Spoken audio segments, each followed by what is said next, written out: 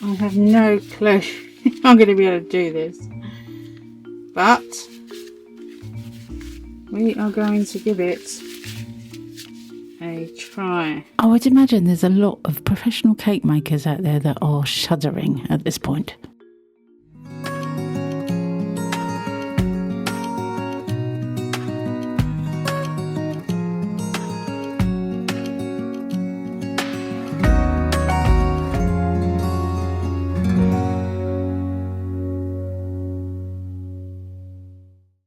Hi, welcome back to my channel. It's Wendy here from Toonpish Crafts and hope you're doing okay. Now, I don't know if you know Michelle from Glitz and Glitter. She has a channel on YouTube and I will put her link in the description box below. I don't know Michelle very well, but she puts out a video every single day and she's doing really well with subscribers, so go and check her channel out. She made a video about an ice cream. Now, I know that sounds really random, but it so intrigued me, I needed to try it myself. The materials that she used in her video were so expensive here in the UK, and we got hardly any of it for our money. A little tub like this costs £17 nearly. So, but I decided to try it anyway. So this is a video. It's sponsored by Let's Resin. So thanks very much Let's Resin for sponsoring this week's video. And yeah, let's see how we get on with the ice cream idea.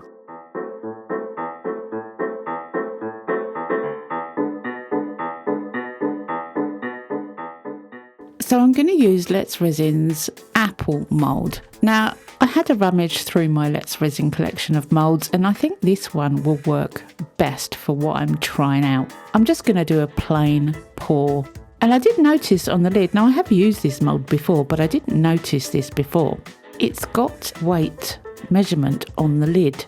And now you can't see it very well, and I didn't even see it the first time I used it. So I thought I'd highlight it so you could see what it says. It says 4.1 fluid ounces. So I figured, right, we'll make 5 ounces. That's an easier amount. I grabbed my Let's Resin resin and I measured out 5 ounces in part A and part B, i.e. 2.5 ounces per part. These are tiny little Let's Resin bottles and I'm just using them up because there's not much left in them. They were just about 5 ounces.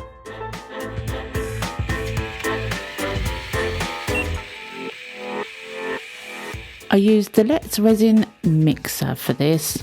It does work really well. It doesn't add any bubbles into the mix. It has an AI feature, so you can just walk away and let it mix. But when it's finished, you do need to scrape the bottom and the sides to get rid of any unmixed resin.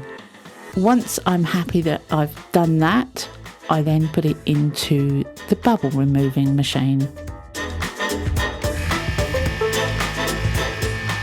Making sure to press the lid down because a couple of times I've put it on and not realising, although it's working, there's no pressure because the lid wasn't pushed down.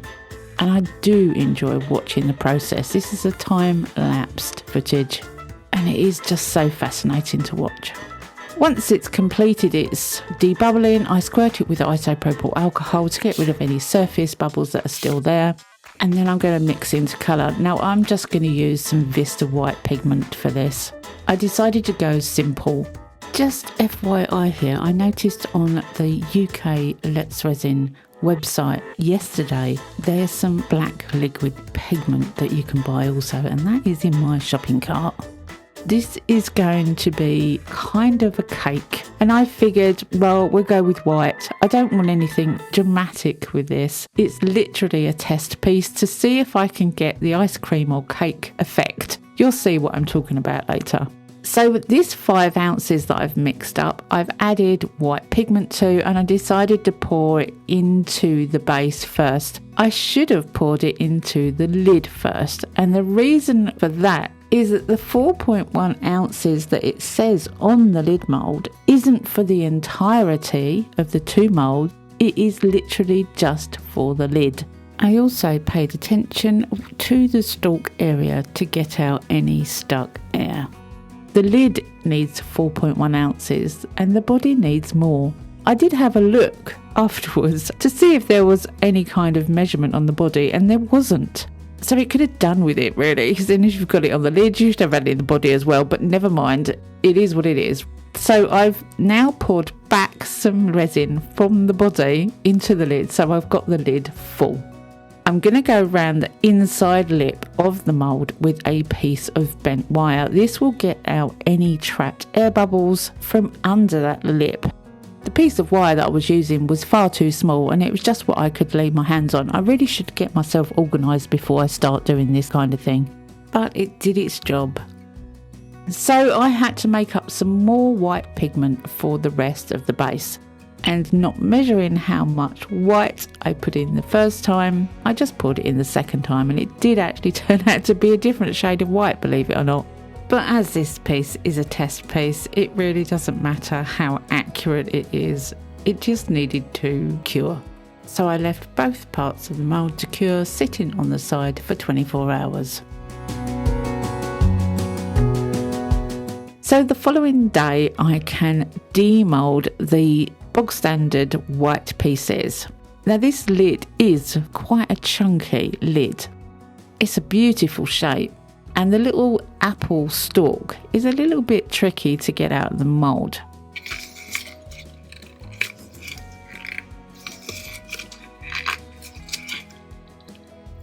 But after a little bit of working, it came out really nicely. And I do like this mould, but it's not going to stay as an apple. And I'm quite happy how that came out. One tiny bubble on the rim is not too bad at all. Moving on to the base. I'm using isopropyl alcohol to help relieve it from the mould, and I have left some really nice sounds in for you.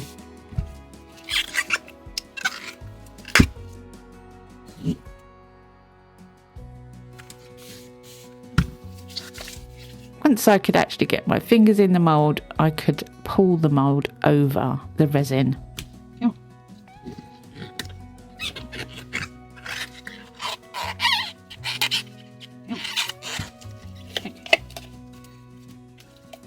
And then it's just simple. Right. Last bit is simple.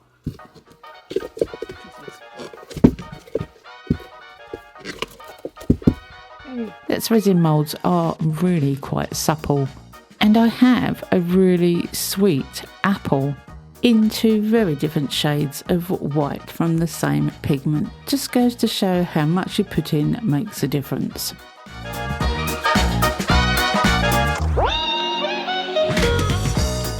So this is the stuff, the exact same stuff that Michelle in Glitz and Glitter used. It's a lightweight filler. Apparently, according to Michelle, it has to be lightweight, otherwise it's too heavy. Opening the very small pot that costs £17, I'm pretty sure her pot in America was huge. It's kind of like white icing, very light and fluffy. When I saw Michelle use this, I've only seen one video of her using this. She used the white just standard from the pot, as it was white. And I wanted to see, because of the way my mind works, whether you could add mica to this stuff and it still work. So I've picked out two colours. This is red mica from this little piggy. I used it in last week's video, so go and check out that link if you want to find where it is. And mixing it in with this lightweight filler, obviously it's going to turn pink. The consistency was staying the same.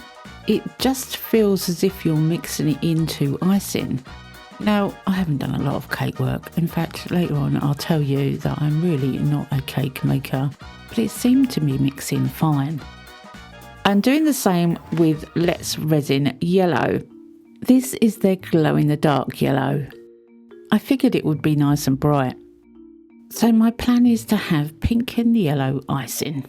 And it seems to mix in really well. It doesn't deflate the fluffiness of the filler at all.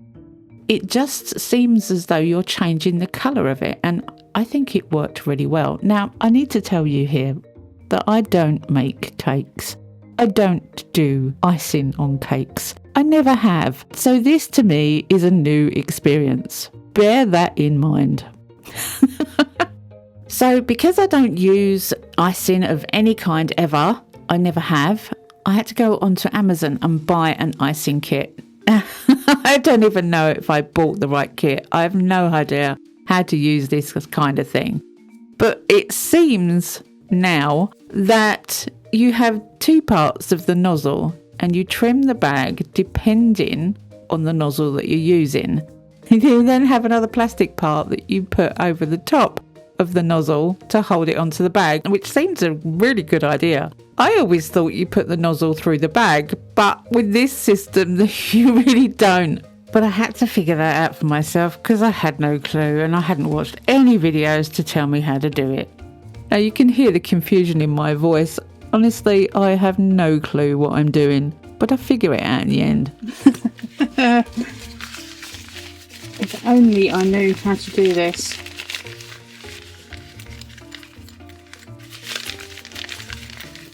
I should have taken cake lessons. Do I have to do that bit after the thing's in there then? Maybe.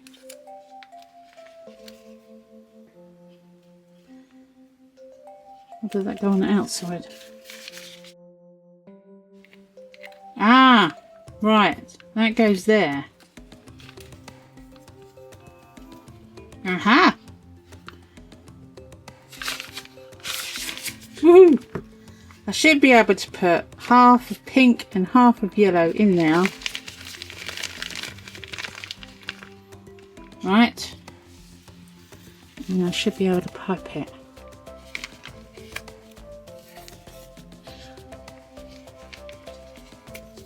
In theory.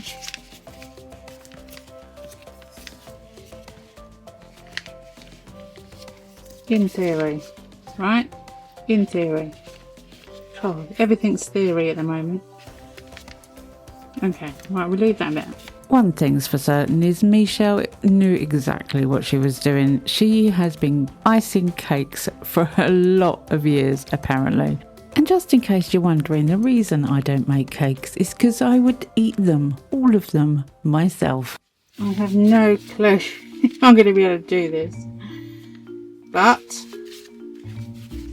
we are going to give it a try. I would imagine there's a lot of professional cake makers out there that are shuddering at this point. Oh, put my finger in the other one.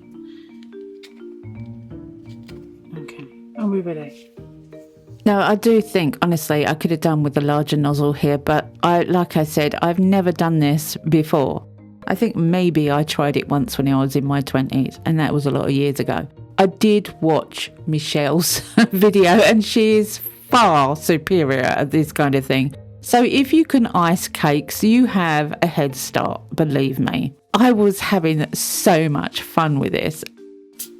Oh, air pocket. You can see in the top left-hand corner, I'd already tried using this, and I figured that I should just go for it.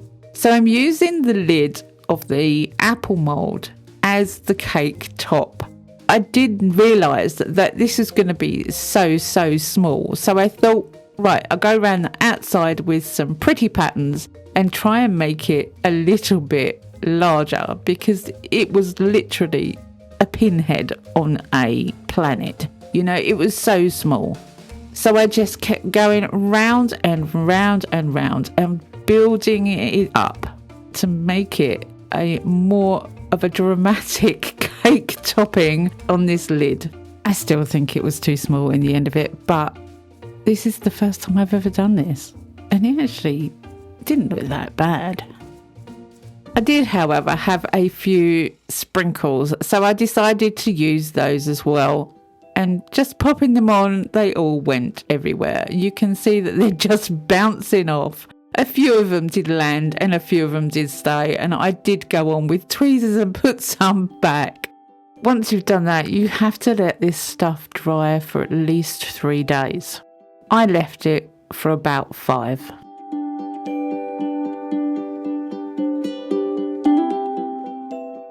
I did keep checking it, and this is 5 days later. I've completely covered the bottom with liquid latex because I'm going to give this piece a flood coat of resin. The apple mould is really shiny, and I figured I needed to sand, just lightly sand, around the outside edge of the apple lid so that it will take a flood coat nicely. So I'm just taking the shine off of the resin with some 1500 wet dry sanding paper and go right the way around the outside of this piece, and now it's ready for my flood coat. If I'd have thought about it, I would have sanded the entire lid and put the liquid latex on before I'd done the icing on the top. So I've made up a tiny bit of Let's Resin, and I'm going to pour it and flood coat the entire piece so that they are joined and the cake topping is covered with resin. It does look as if I could do with cake icing lessons, to be honest with you, but this is just a test, and I do think that this stuff has a lot of potential in resin. I was thinking 3D waves. I was thinking mountain peaks, clouds, just texture in resin. And I think this stuff can do a lot, which is one of the reasons I got so inspired by Michelle's video. What would you use it for? Let me know in the comments section below. So the following day I can take off the liquid latex from the bottom, and it is literally lifting off of the drips of resin. I did have to make sure that I put the liquid latex around the lip as well, because if you don't do that, it's not going to shut properly on the base. You can't have any extra resin underneath that lid. So you really do need a good amount of liquid latex or PVA glue or Elmer's glue to stop that from happening. Then it was a case of taking the lip latex off as well, and this is where most of the drips were. It took a little bit, but they came off nicely. And I'm left with an iced cake pot, and I think it's absolutely brilliant. You can see there the two whites are completely different, but this piece was just an experiment, and it was so much fun. Thank you, Michelle, for inspiring me to try this out. It really was a lot of fun, and I do think this stuff has a lot of potential. I hope you've enjoyed this video. Come back and see me next week, because you never know what I'm going to be up to. I never know what I'm going to be up to. Have a great week. Happy crafting, and bye for now.